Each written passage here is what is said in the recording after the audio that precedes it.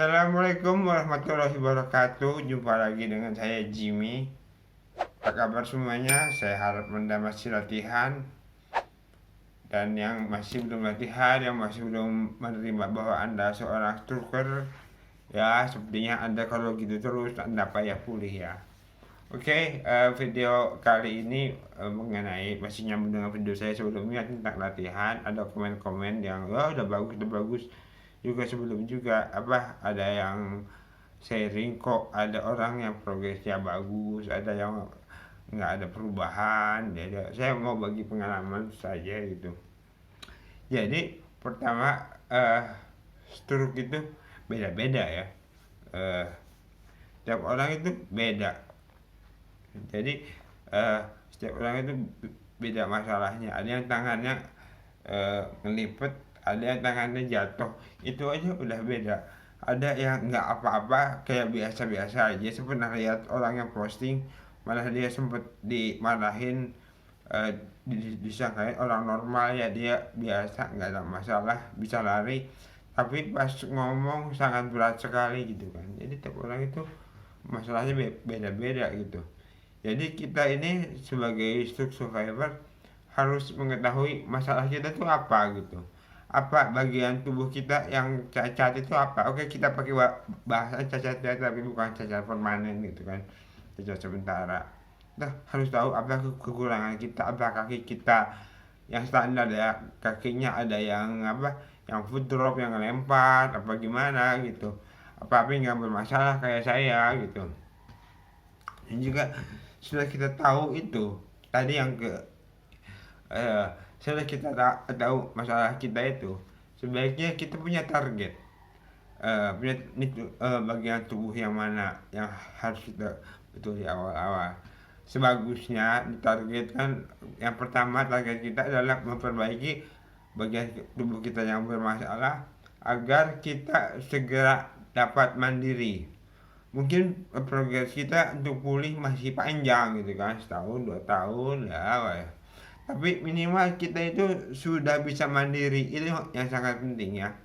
Kalau kita sudah bisa mandiri, itu banyak biaya-biaya pengeluaran kita yang yang bisa terpangkas itu. Contohnya kalau kita BAB-nya selalu di tempat tidur kan, pampers lagi, belum lagi ya kalau keluarga kita sibuk yang ngerawatnya lagi mesti digaji gitu kan. Kalau udah kita udah bisa mandiri, bisa jalan meskipun pakai tongkat kan, biaya itu sudah bisa terpangkas gitu.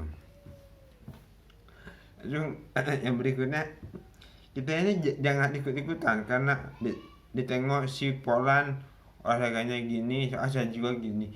Ya kalau masalahnya Anda sudah bisa sih nggak apa-apa, tapi masalahnya Anda belum bisa gitu. Kayak orang yang jalan sehari bisa 1 kilo untuk latihan. Anda jangan kebayang, saya juga pengen kayak gitu. Boleh pengen, tapi ukurlah kemampuan Anda. Anda udah siap untuk jalan sejauh itu. Terutama kayak saya kan pinggangnya bermasalah. Saya kalau jalan di atas 200 meter aja, kalau nggak pegangan, nggak istirahat dulu itu uh, pasti jatuh, lemah gitu kan. Nah, kemudian uh, kita juga harus konsultasi. Emang sih kan biaya kita tuh banyak banyak beberapa orang yang memutuskan udah deh latihan aja, latihan aja di rumah yang banyak, nggak perlu lagi fisioterapi gitu. Nah, nah itu juga pemikiran yang menurut saya itu salah. Anda boleh menghemat, tapi kalau bisa ya 3 bulan sekali lah fisioterapi. Anda tanyakan, ini masalah saya apa, ini solusinya gimana, latihannya gimana. Nanti sama mereka dikasih tahu. Mereka itu kan ada ilmunya, ada ilmu pembelajarannya. Jadi ya minimal mengetahui lah masalah Anda apa, solusinya apa. Dan juga kalaupun Anda sudah konsultasi ternyata masih gitu-gitu aja, saya sarankan sih Anda untuk cari a second opinion. Jadi kan fisioterapi itu beda-beda juga. meskipun ibunya sama tapi ya pribadinya beda gitu. Ada yang nyaranin A, ada yang nyaranin B. Contohnya itu saya kan masalah naik tangga ya kan. Ada yang bilang, oh Pak Jimmy latihan aja ah, latihan kaki aja gini digoyang-goyang, kalau bisa pakai barbel kakinya digoyang-goyang. Saya coba gitu kan beberapa kali, pas sudah selesai, pas saya mau berdiri, di lutut saya itu kayak apa, kayak beban berlebihan, kayak udah terlalu capek, jadi pas saya berdiri paksa berdiri langsung jatuh gitu. Itu kan salah satu yang menurut saya sih ya salah. Ada lagi yang fisioterapi bilang, oh Pak Jim ini latihannya gini aja, eh, jadi Pak Jim ini latihan belajar berdiri pakai kaki satu gitu, jadi kaki yang stroke minggu ini sanggup berapa detik, minggu depan berapa detik, dan iya ternyata itu ada hasilnya gitu. Dan juga itu eh, berlaku juga ya untuk anak yang berobat yang non fisioterapi gitu kan, karena kan kalau fisioterapi kan standar dari rumah sakit ya. Kalau yang non kayak pijat, kayak totok apa, kayak refleksi, kalau terapis bilang gini gini gini ya anda ya buktikan. Ada yang bilang oh ini seminggu udah bisa gini ya, seminggu ya anda tes benar nggak ucapannya. Kalau belum bisa ya tahan lagi seminggu lagi, tapi kalau nggak bisa ya mungkin anak nggak bisa ganti lagi jenis pengobatannya gitu.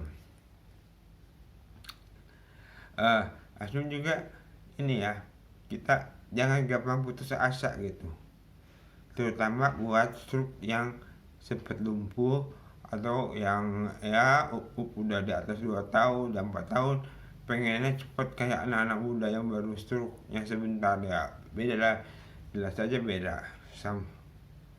Ada eh, yang udah stroke 3 kali gitu, kok saya susah kok gini ya, kan namanya udah 3 kali gitu ya.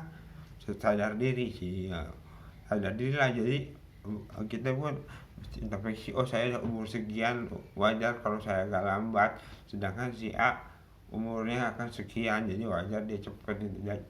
Jadi pun kitanya pun termasuk introspeksi juga gitu. Ya sekian saja video dari saya. Buat sorry ya ngomongnya agak cepet gitu kan, karena hujan juga, terus sebentar lagi anak saya datang, pasti saya diganggu gitu. Kita jumpa lagi di video berikutnya. Jangan lupa untuk subscribe channel ini biar kita berkembang terus. Oke, assalamualaikum warahmatullahi wabarakatuh. Dah.